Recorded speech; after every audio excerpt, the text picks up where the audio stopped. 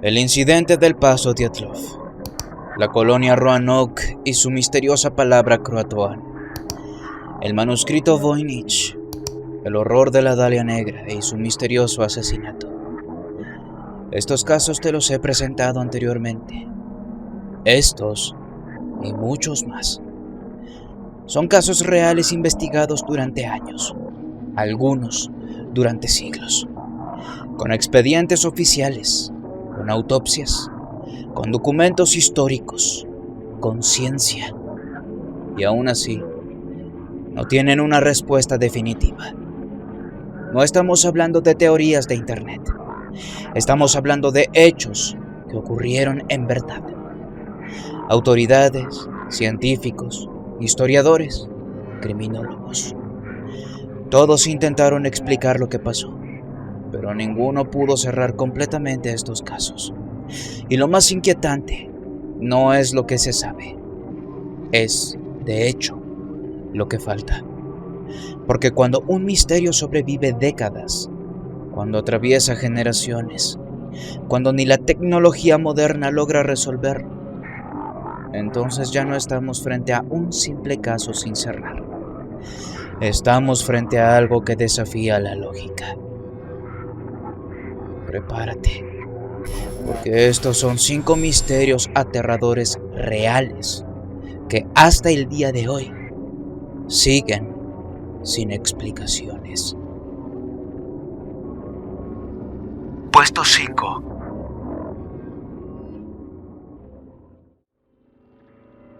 Lo que vas a escuchar a continuación se queda en el 5º puesto porque es el único caso de esta lista que, a día de hoy, nadie ha podido comprobar si es falso o no, y todo queda en teorías. Todo comienza en julio del año 1950 en el aeropuerto de Haneda, en Tokio. Un hombre de apariencia completamente normal desciende de un vuelo internacional. Traje formal, comportamiento tranquilo, documentos en regla, nada fuera de lo común, hasta que entrega su pasaporte. El oficial revisa el documento y encuentra algo que no encaja. El país de origen, Tauret. Al principio, creen que se trata de un simple error, un malentendido lingüístico, quizá una confusión con Andorra, ese pequeño país entre España y Francia.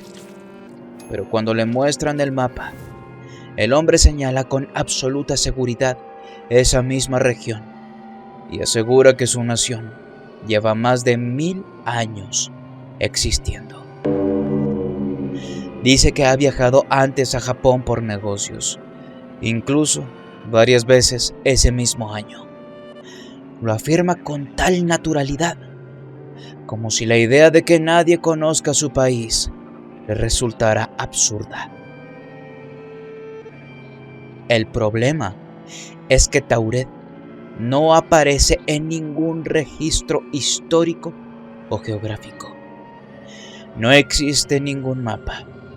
No hay constancia de su empresa, ni de los viajes previos que menciona. Y, sin embargo, el pasaporte parece auténtico. Contiene sellos, visados y documentación que, según los relatos, lucían completamente legítimos. Además, el hombre hablaba varios idiomas con fluidez, entre ellos francés y japonés, y llevaba consigo monedas europeas reales, junto con otras divisas que nadie supo identificar. Ante la imposibilidad de verificar su historia, las autoridades decidieron retenerlo temporalmente. Lo trasladaron a un hotel cercano mientras continúan investigando. Su habitación estaba en un piso alto, sin balcón y con vigilancia en la puerta. No había una salida sencilla. No había forma lógica de escapar, pero a la mañana siguiente, el hombre había desaparecido. No había señales de forcejeo, no había ventanas rotas. Los guardias aseguraron que nadie salió. Sus documentos también se habían esfumado, como si nunca hubiera estado ahí, como si nunca hubiera existido, como si todos ellos lo hubieran alucinado. Y aquí es donde el caso se vuelve extraño por una razón diferente. No existen registros oficiales accesibles que confirmen de manera definitiva que este incidente ocurrió. La historia comenzó a circular años después en publicaciones dedicadas a fenómenos inexplicables. Desde entonces, investigadores escépticos han intentado rastrear documentos, archivos policiales, registros migratorios, sin encontrar pruebas concluyentes. Pero claro, si en su momento no se pudo registrar nada, ¿cómo esperan hacerlo a día de hoy? Sin embargo, tampoco se ha demostrado que todo sea una invención fabricada desde cero. Y esa ambigüedad es lo que mantiene vivo el misterio. Nadie ha afirmado que se trata de alguna historia inventada en internet o sacada de algún creepypasta. Tal vez fue una historia exagerada que creció con el tiempo. Tal vez un relato ficticio que alguien logró insertar en la cultura popular, o tal vez fue un evento real que simplemente no encaja en nuestra comprensión del mundo. Si el hombre de Tauret existió, entonces hay una posibilidad perturbadora que durante unas horas alguien de un lugar que no figura en nuestros mapas estuvo aquí, caminando entre nosotros. Y si nunca existió, entonces alguien creó una historia tan precisa, tan persistente, que lleva más de medio siglo resistiendo cualquier intento de desmontarla. Sea cual sea la verdad, el caso sigue ahí, suspendido entre la realidad y la leyenda. Y eso es suficiente para que ocupe este puesto. Si quieres, tú misma o tú mismo puedes investigar el caso, pero sacarás las mismas conclusiones que todos en esa posición han sacado.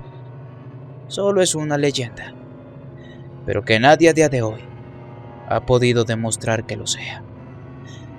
Número 5.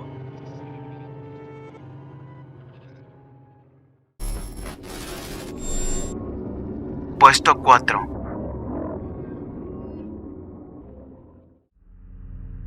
La estación de radio se llama UVB-76, aunque muchos la conocen mejor como The Buzzer, o por su traducción al español, el zumbido. Es una estación de radio rusa que transmite en la frecuencia 4625 kHz. No es un programa, no es música, no son noticias, solo un sonido repetitivo, un zumbido seco, mecánico, constante, aproximadamente 25 pulsos por minuto, las 24 horas del día, los 7 días de la semana, los 365 días del año. Y eso desde hace más de 4 décadas. Un minuto antes de cada hora, el patrón cambia. El pulso se vuelve un tono continuo. Exactamente en la hora en punto, el sonido se corta y el ciclo comienza otra vez. Escucha atentamente.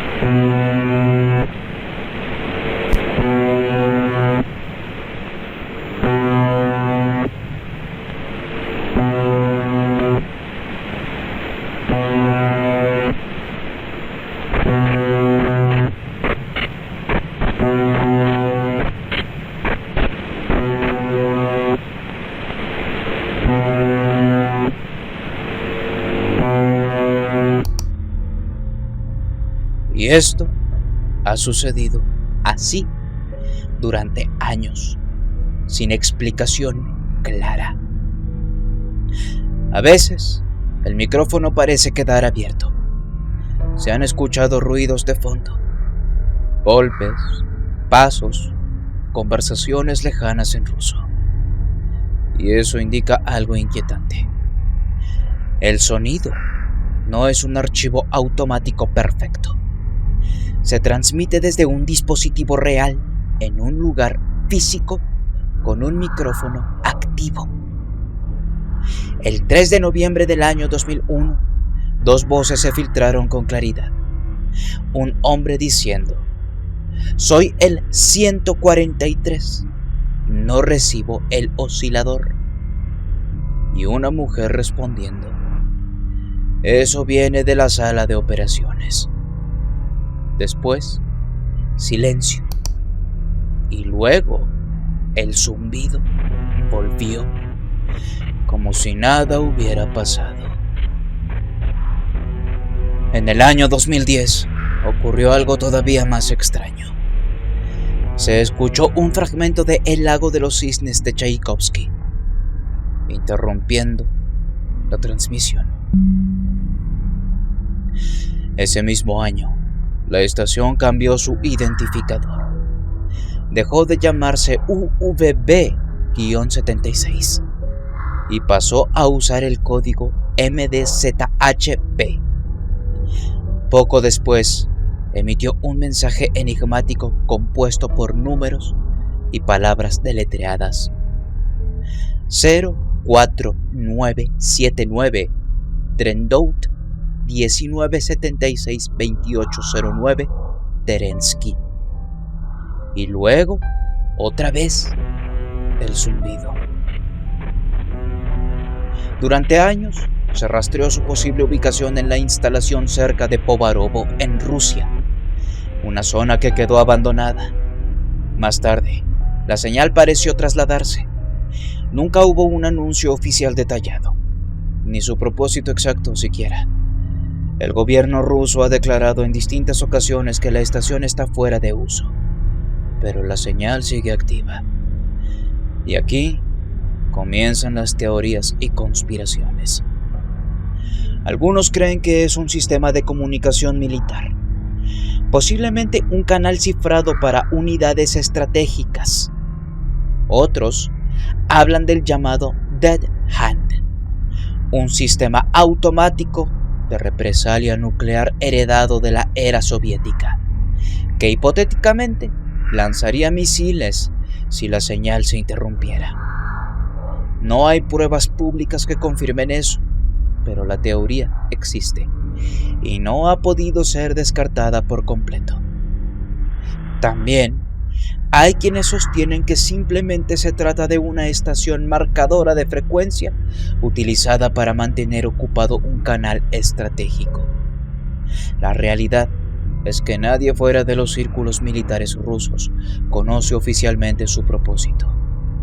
Y lo perturbador no es el sonido en sí, es su persistencia. Ahora mismo, mientras este video se graba, mientras lo edito, mientras lo saco a la luz, mientras lo estás viendo, en algún punto de Rusia hay un transmisor enviando ese zumbido al mundo entero. Constante, frío, como un latido artificial que nunca se detiene. No sabemos exactamente para quién es o para qué es. No sabemos qué significa cuando cambia. No sabemos cuál es su propósito. Y no sabemos qué pasaría si algún día simplemente dejara de sonar. Número 4.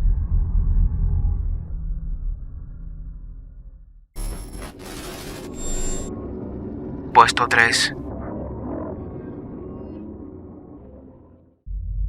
14 de julio de 1518. No hubo anuncio, no hubo señal en el cielo, no hubo advertencia. Una mujer salió a la calle y comenzó a bailar. Las crónicas la identifican como Frau Trofea. No estaba celebrando nada. No había músicos. No había fiesta. Simplemente empezó a moverse de forma repetitiva e incontrolable. Al principio, la gente la miraba con confusión. Algunos pensaron que estaba bromeando, otros que estaba enferma. Pero el día terminó y ella seguía bailando. Y al día siguiente también. Y al siguiente igual. No podía parar. Su cuerpo ya no respondía como el de una persona que dice moverse. Era algo automático, forzado, como si el impulso viniera de un lugar que no controlaba. Y entonces ocurrió lo impensable. Otros comenzaron a imitarla. No uno, no dos, decenas. En menos de una semana, ya eran más de 30 personas bailando por las calles sin poder detenerse. En cuestión de semanas, las cifras históricas hablan de hasta 400 personas. La ciudad entera se convirtió en un escenario involuntario. Algunas gritaban mientras bailaban, otros lloraban. Muchos suplicaban que los sujetaran. Cuando los retenían por la fuerza, se calmaban por momentos. Pero al soltarlos, el movimiento regresaba más violento y desesperado. Los cuerpos comenzaron a fallar. Agotamiento extremo, deshidratación, colapsos. Se registraron muertes por ataques cardíacos y derrames. Personas cayendo al suelo después de días de esfuerzo ininterrumpido. Imagínalo. Calles del siglo XVI, sin hospitales modernos y sin explicación médica real. Solo gente moviéndose hasta destruirse. Las autoridades consultaron a médicos. La conclusión fue absurda para nosotros, pero seria para ellos. La sangre estaba demasiado caliente. La única forma de curarlos era dejar que siguieran bailando. Construyeron un escenario, contrataron músicos, convirtieron el sufrimiento en espectáculo, creyendo que así terminaría, pero no terminó. La escena se volvió más intensa, más cuerpos desplomándose frente a vecinos que no entendían si estaban presenciando una enfermedad o una maldición. Recuerda la época en la que estaban. Porque ahí, en esa época, muchos creían que San Vito podía castigar con una plaga de baile compulsivo. Y cuando el miedo se instala en una comunidad ya frágil por hambre y miseria, el miedo se contagia. Y luego, igual que empezó, se detuvo. Sin un tratamiento claro, sin una explicación definitiva. Los sobrevivientes simplemente dejaron de moverse. Y hasta hoy, los historiadores discuten qué ocurrió realmente. Se ha hablado de intoxicación por cornezuelo del centeno, un hongo que puede provocar convulsiones y alteraciones mentales. Se ha propuesto histeria colectiva, un trastorno psicogénico masivo alimentado por la desesperación social. Pero ninguna teoría cierra por completo. Lo único indiscutible es eso. En 1518, en Estrasburgo, cientos de personas bailaron hasta el límite de su cuerpo, algunas hasta morir. Y nadie pudo explicar con certeza por qué. Número 3.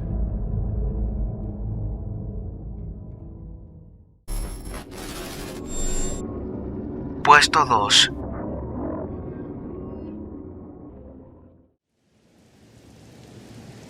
¿911? ¿Cuál es su emergencia? Acabo de encontrar una cabeza humana. ¿Dónde? Al lado del camino, en el bosque. ¿La tocaste? ¡No!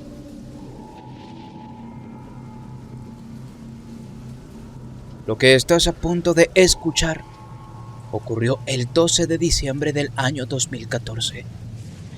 No en una ciudad caótica, no en un lugar abandonado.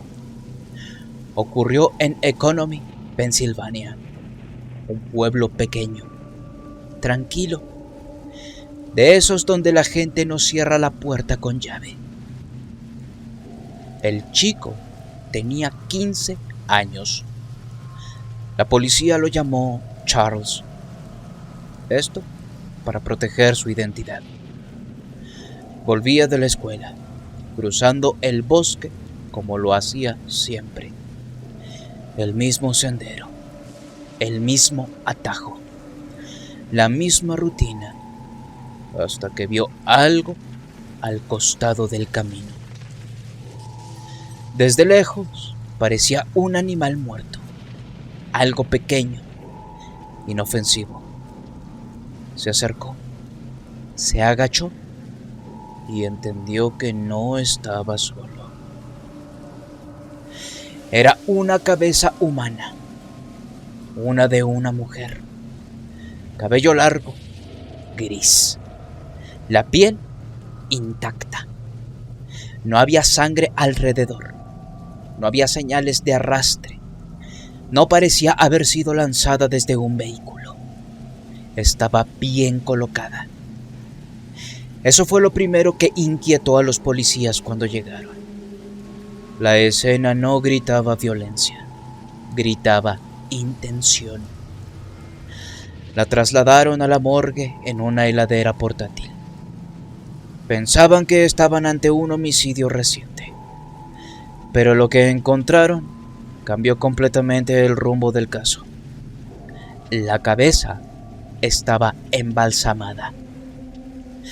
Eso significa que esa mujer ya había muerto antes, que alguien la había preparado profesionalmente para un funeral, que su cuerpo había pasado por una funeraria, que alguien la había despedido creyendo que descansaría bajo tierra, y alguien más volvió por ella. El corte en el cuello era limpio, preciso, hecho después del embalsamamiento. Pero lo verdaderamente enervante vino durante la autopsia. Cuando el forense levantó los párpados, no encontró ojos. En su lugar había 2 bolas rojas de goma. Sí, de juguetes. No prótesis médicas. No relleno funerario. Juguetes fabricados en China que se consiguen en máquinas expendedoras por una moneda. Se consultó a funerarias y ninguna usaba ese material. El consulado chino afirmó que se producen millones al año y era imposible de rastrear el origen exacto. Alguien abrió las órbitas de una mujer muerta, sacó los ojos y colocó juguetes. Eso no es un accidente, no es una improvisación, es un gesto. Las pruebas toxicológicas revelaron trazas de lidocaína y atropina, medicamentos compatibles con problemas cardíacos. Todo indicaba que murió por causas naturales. No fue asesinada para decapitarla, fue desenterrada. El análisis del agua que había ingerido mostró minerales que indicaban que pasó sus últimos meses en áreas de Pensilvania cercanas a Economy, aunque también podía haber estado en Ohio, en Virginia Occidental, Maryland o Nueva York. Algo demasiado amplio. Revisaron cementerios. Ninguna tumba profanada recientemente. No publicaron fotos por respeto. La artista forense Michelle Vitali realizó un dibujo y luego una escultura. El fiscal del distrito, la presentó públicamente mediante un dibujo. Un mes después surgió una esperanza. En Fayette, a 90 kilómetros al sur, recordaron una cripta profanada en 1988. Un cadáver embalsamado.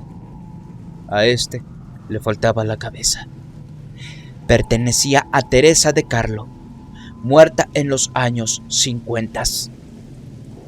El jefe de policía de Economy pensó que quizá podía encajar, pues ellos tenían la cabeza y los otros el cuerpo. Pero la dentadura lo arruinó todo. La cabeza encontrada tenía empastes con materiales usados en los años 80. Teresa de Carlo murió en 1952. Imposible que fuera la misma persona. Otra puerta cerrada más. Entonces apareció Jay Grabner, un vecino, 60 años. Vivía en la casa más cercana al sendero. Se mostró colaborador desde el inicio. Interesado. Demasiado interesado. Hasta que un día fue a la comisaría y acusó al adolescente de haber plantado la cabeza como una broma macabra. Decía que éste era capaz. La policía volvió a interrogar a Charles. Él explicó algo inquietante. Grabner lo acusaba desde hacía tiempo de haber matado a su yegua, encontrada muerta con cortes de cuchillo. Existía una enemistad antigua entre Grabner y el abuelo del chico. Las investigaciones cambiaron de dirección. Descubrieron que Grabner tenía unos binoculares en el piso superior de su casa, apuntando exactamente al lugar donde apareció la cabeza. Aceptó el detector de mentiras y negó todo. Para la sorpresa de nadie, falló. Comenzó a correr un rumor en el pueblo, que la cabeza pertenecía a su madre, muerta y embalsamada en los años 90. La policía quiso exhumar el cuerpo. Grabner se negó. La fiscalía no obtuvo orden judicial. Meses después, de noche, Grabner condujo hasta un puente. Se bajó del auto y se arrojó al río ante la mirada de un camionero. Y tras su muerte, la justicia permitió exhumar a su madre para así al fin terminar con el misterio. Pero al exhumar el cuerpo, ésta aún tenía la cabeza intacta. Así que, otra teoría muerta. También se investigó el tráfico clandestino de cuerpos, pero nunca pudieron conectar esta cabeza con una red concreta. Y así quedó, sin cuerpo, sin nombre, sin responsables. El 12 de diciembre del año 2015, un año después del hallazgo, realizaron una ceremonia en la iglesia de Economy.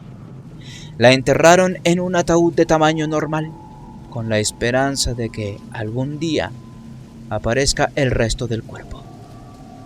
En la lápida se lee: Jane Doe, encontrada el 12 de diciembre de 2014. Alguien la desenterró. Alguien la decapitó. Alguien le quitó los ojos. Y alguien la dejó exactamente donde sabía que sería encontrada. La llamada al 911 duró menos de un minuto. El misterio lleva más de una década. Y en algún lugar hay una tumba incompleta. Número 2.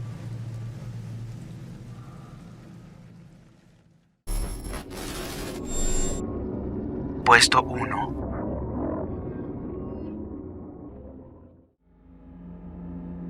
...8 de marzo del año 2014... ...12 de la madrugada con 41 minutos... ...el Malaysia Airlines... ...despega desde Kuala Lumpur... ...rumbo a Pekín... ...el vuelo el MH370. A bordo, 239 personas, 227 pasajeros y 12 tripulantes. Un Boeing 777, matrícula 9M-MRO. No era un avión viejo ni defectuoso. Había volado por primera vez en el año 2002. Más de 20.000 horas en el aire.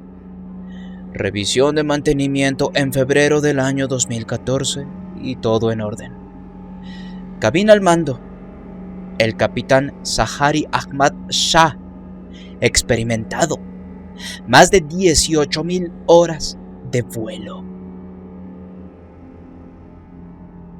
El despegue es normal. El ascenso es normal. El vuelo avanza sobre el Mar del Sur de China. Y luego llega la 1 de la mañana con 21 minutos. Última comunicación registrada con control aéreo malasio. Después de eso, silencio. A las 2 de la mañana con 40 minutos, se pierde el contacto por radar civil. El avión debería haber aparecido en los radares de Vietnam, pero nunca lo hizo. En algún punto sobre el mar de China meridional, el vuelo MH370 dejó de existir para el mundo. Pero aquí es donde la historia se vuelve inquietante, porque no explotó, no emitió una señal de auxilio, no reportó turbulencia, no declaró emergencia, simplemente desapareció. Horas después, datos militares revelaron algo que cambió todo. El avión no cayó inmediatamente. Habría girado hacia el suroeste, había cruzado cerca de Penang y volado en dirección noroeste por el estrecho de Malaca hasta las 2 de la mañana con 22 minutos, cuando desapareció por completo de los radares militares. Eso significa que alguien cambió el rumbo, y lo hizo con precisión. El avión llevaba combustible para aproximadamente 7,5 horas más de vuelo. Durante días, el mundo miró al cielo y al mar, esperando una señal. Aviones, barcos, satélites. Fue considerada la operación de búsqueda más larga y costosa de la historia de la aviación. 16 días después, el entonces primer ministro malasio Najib Razak anunció que el avión se había perdido en el sur del Océano Índico, al oeste de Perth, Australia. Pero no había restos. No había, de hecho, nada. Hasta julio del año 2015, cuando en la isla Reunión apareció un flaperón, que es una parte del ala, y confirmado como perteneciente al MH370. Después, fragmentos en Mozambique y otras costas africanas, compatibles con las corrientes oceánicas. Restos dispersos, sin fuselaje, sin caja negra, sin explicación definitiva. Las hipótesis comenzaron a multiplicarse. Terrorismo. 2 pasajeros viajaban con pasaportes robados. La sospecha fue inmediata, pero la investigación no logró vincularlos con ninguna organización extremista. Secuestro. El hecho de que el avión cambiara de rumbo sin emitir emergencia alimentó esta teoría. Alguien tomó el control. Miembros de la propia tripulación. Suicidio del piloto. En el año 2006, el FBI analizó el simulador de vuelo de Zaharie Ahmad Shah.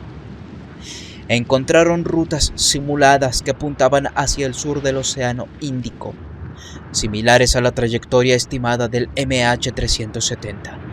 Pero no había notas, no había cartas, no había antecedentes clínicos de depresión, no había motivo claro. Los casos de pilotos que estrellan deliberadamente aviones existen, pero siguen siendo extremadamente raros. Y en este caso, no hay confesión, No hay prueba directa, solo indicios. A 8 años de la desaparición, la búsqueda oficial fue suspendida en el año 2017. El mundo moderno con satélites, radares, transpondedores, sistemas de rastreo, permitió que un avión comercial con 239 personas se desvaneciera en el aire. Y aquí es donde entran las teorías. En el año 2018 comenzó a circular en internet un video compartido por un usuario llamado Tyler en la red social X. Decía haber recibido material relacionado con el vuelo. En el audio, supuestamente, se escuchaba una lista de palabras en código fonético: Sierra, Delta, Alpha, November, acompañadas de coordenadas y un llamado de auxilio. Otro usuario interpretó el mensaje como un código militar que significaría peligro, se requiere evacuar, no son humanos, SOS, peligro. Tyler afirmó haber recibido amenazas tras publicar el siguiente material. لا والله حربية طيارة حربية طيارة حربية شوف شوف شوف شوف شوف شوف شوف شوف صدناه يا الربع تو نازل من الباراشوت صدناه الباراشوت يا الربع حق طين Yes, 1 minute, 1 minute. لا شبه الدبة 1 minute 1 minute 1 minute بلغ الدوريات. Una teoría surgida en internet, nunca confirmada ni desmentida tampoco por las autoridades. Lo importante es dejar claro que se trata de material no verificado, porque el caso real ya es suficientemente inquietante sin necesidad de exagerarlo. Un avión moderno, 239 personas, sin restos principales, sin cajas negras, sin explicación definitiva. El Océano Índico guarda algo, y hasta hoy nadie puede decir con certeza qué ocurrió aquella madrugada del 8 de marzo del año 2014. Ese es el puesto número 1, el misterio más grande de la aviación moderna.